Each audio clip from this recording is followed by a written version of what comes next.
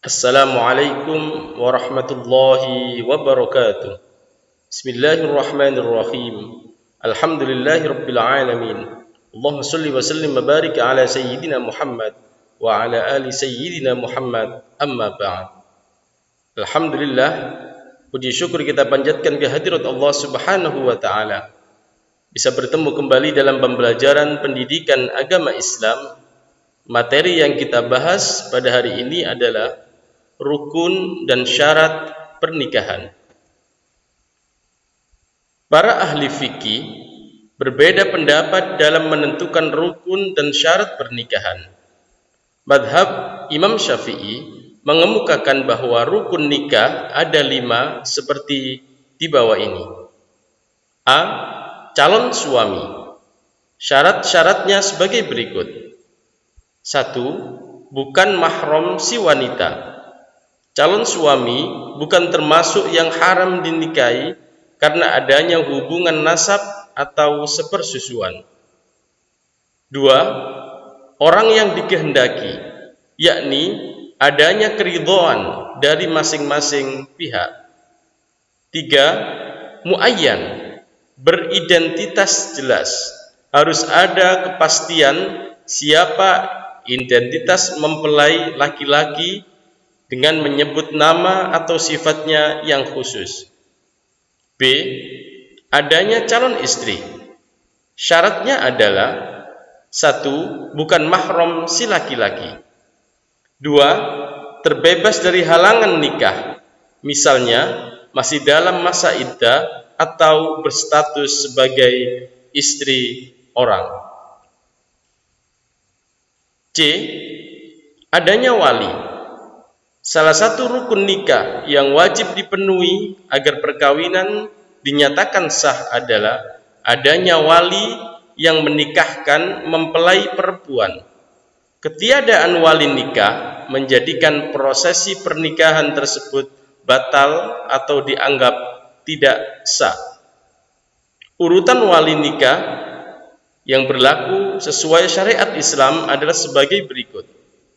Yang pertama, ayah, kakek, saudara laki-laki seayah seibu. 4. Saudara laki-laki seayah. 5. Anak laki-laki dari saudara laki-laki sekandung. 6. Anak laki-laki dari saudara laki-laki seayah. 7. Paman sekandung. 8. Paman seayah. 9. Anak laki-laki dari paman sekandung. 10. Anak laki-laki dari paman seayah. Dan yang terakhir, apabila tidak ada semuanya, walinya adalah wali hakim. D. Adanya 2 orang saksi. Firman Allah Subhanahu wa ta'ala yang artinya, dan persaksikanlah dengan 2 orang saksi yang adil di antara kalian. Surat At-Tolak ayat 2. Syarat saksi adalah 1. Berjumlah 2 orang. Statusnya bukan budak, bukan wanita, dan bukan orang fasik. 2. Tidak boleh merangkap sebagai saksi walaupun memenuhi kualifikasi sebagai saksi. 3. Sunnah dalam keadaan rela dan tidak terpaksa. Yang E, rukun pernikahan adalah sigot atau ijab qabul, yaitu perkataan dari mempelai laki-laki atau wakilnya ketika akad nikah. Syarat sigot: 1. Tidak tergantung dengan syarat lain. 2. Tidak terikat dengan waktu tertentu. 3. Boleh dengan bahasa asing. 4. Dengan menggunakan kata tazwij atau nikah. Tidak boleh dalam bentuk kinayah atau sindiran, karena kinayah membutuhkan niat, sedang niat itu sesuatu yang abstrak. 5. Qabul harus dengan ucapan qabiltu nikahaha atau tazwijaha, dan boleh didahulukan dari ijab.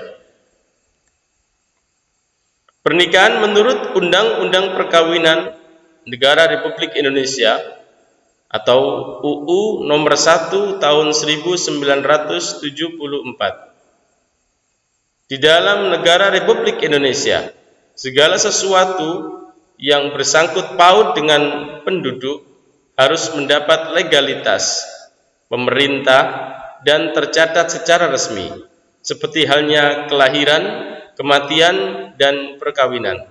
Dalam rangka tertib hukum dan tertib administrasi, maka tata cara pelaksanaan pernikahan harus mengikuti prosedur sebagaimana diatur dalam peraturan pemerintah tentang pelaksanaan Undang-Undang nomor 1 tahun 1974. Adapun pencatatan pernikahan sebagaimana termaktub dalam bab 2 pasal 2 adalah dilakukan oleh pegawai pencatat nikah atau PPN yang berada di wilayah masing-masing. Karena itu, pegawai pencatat nikah mempunyai kedudukan yang amat penting dalam peraturan perundang-undangan di Indonesia, yaitu diatur dalam Undang-Undang nomor 32 tahun 1954.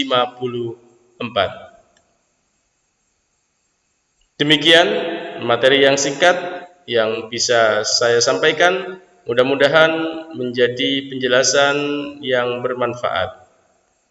Pesan dari saya, jangan tinggalkan sholat 5 waktu, berbanyak berdoa, bertawakallah kepada Allah, dan muliakan kedua orang tuamu agar hidupmu senantiasa mulia, baik di dunia maupun di akhirat. Subhanakallahumma wa bihamdika asyhadu an la ilaha illa anta astaghfiruka wa atubu ilaik. Wabillahi taufiq wal hidayah. Wassalamu alaikum warahmatullahi wabarakatuh.